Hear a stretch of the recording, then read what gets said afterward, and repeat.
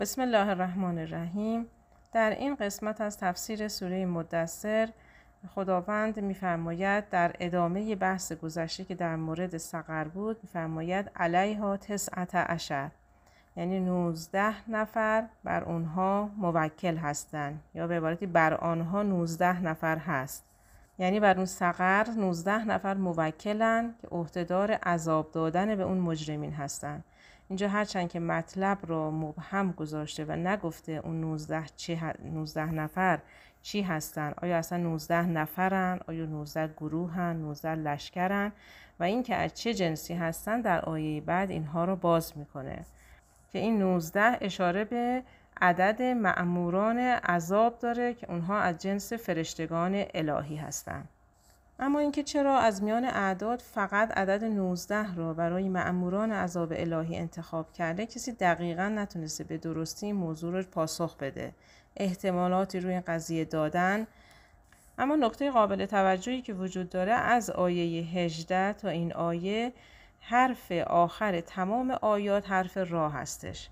حالا اگه بخوایم بزرگترین عدد را تو سلسله تمام اعداد طبیعی در نظر بگیریم که آخرش را باشه، هیچ عددی نیست به جز 19.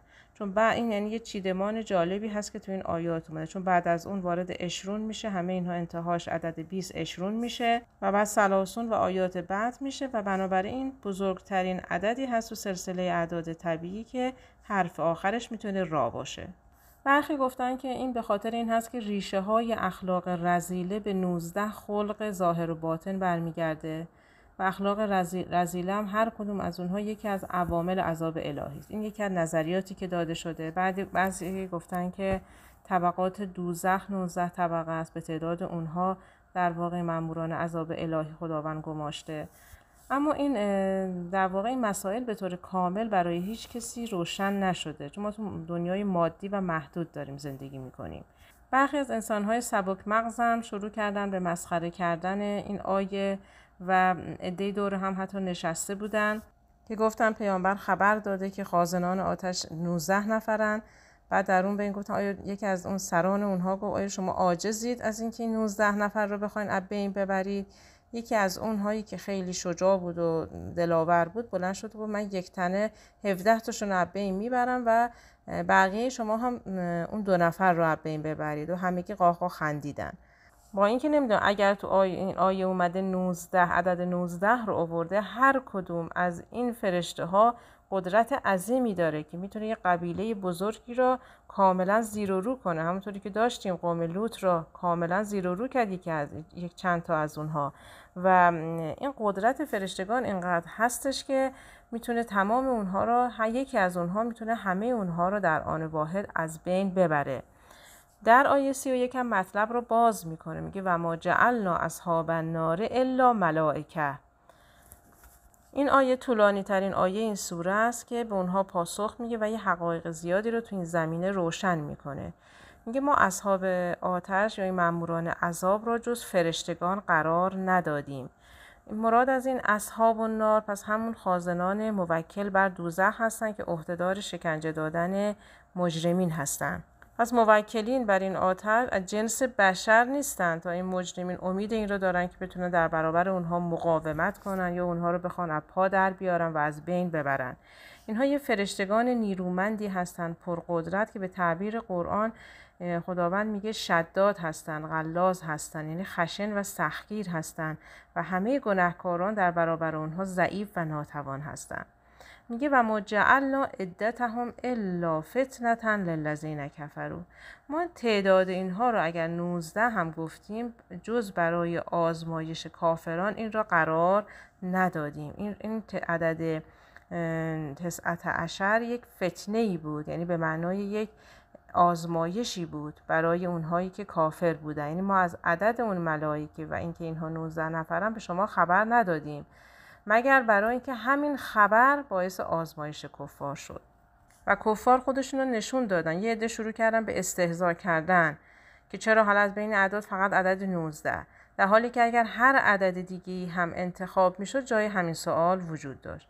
از سوی دیگه یه عده شروع کردن عدد کم را مسخره کردن، از روی سخریه گفتن ما در مقابل این هر کدوم از اونها یه 10 نفری رو قرار میدیم همه اونها رو از بین ببرن، در حالی که فرشتگان خدا طوری هستن که به گفته خود قرآن چند نفر از اونها مأمور هلاکت قوم لوط بودن، شهرهای آباد رو زیر و رو کردن. و بعد میگه لیستیقن الذین اوتوا الکتاب، و برای این بود که اهل کتاب اون یهود و نصارا هم یقین پیدا کنن. این استیقان به معنای یقین یافتن در دل هست. یعنی ما برای این گفتیم موکلین تو آتش 19 فرشتن که اهل کتاب یقین پیدا کنن به این که قرآنی هم که نازل شده دقیقاً مطابق با کتاب آسمانی اونها هستش.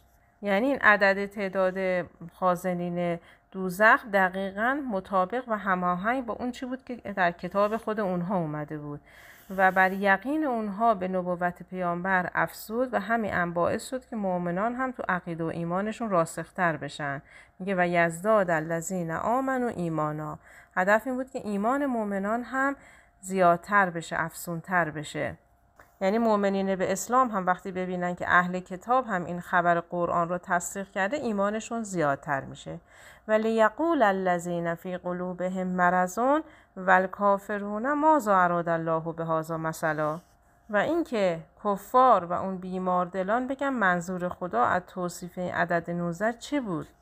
یعنی خداوند چه اراده‌ای کرده که یه همچین عددی رو آورده، یه همچین توصیفی کرده؟ این عبارت ماذا اراد الله بهذا یک کلام تحقیر آمیزی هستش که این کفار و منافقین میگن، به منظور استهزا میگن. یعنی اگر ما از عدد این خازنان دوزخ خبر دادیم برای این بود که اولا مایه آزمایش کفار بشه، باعث یقین بیشتر اهل کتاب بشه و باعث بیشتر شدن ایمان مؤمنین بشه و این نتیجه هم بر اون غایات مترتب میشه که منافقین و کفار هم برمیگردن میگن خدا از این مثل چه منظوری داشته. و خلاصه اینکه به حالت استهزا و تحقیر میگن که چطور ممکنه این عدد اندک قدرت این رو داشته باشه که همه دوزخیان را که اکثر افراد جن و انس هستن همه رو بخواد عذاب کنه.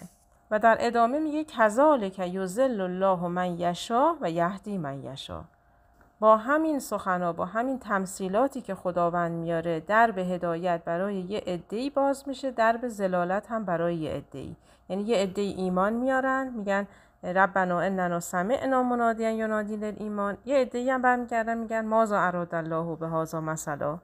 و البته که کار خداوند اضلال نیست، خدای سبحان هادیه و اصلا ضلالت تو فعل و امر الهی نیستش. پس اگر اضلال گفته میشه این بازتاب فعل و عمل خود اونهاست. یعنی اونهایی که راه ضلالت را میرن خداوند اونها رو رهاشون میکنه دیگه، از هدایت و لطف الهی هم بی نصیب میشن. و اینجا این یضل من یشاء همون فتنه جویانی هستن که تقابل با اون کلام خدا کردن، عدد 19 را به سخریه گرفتن.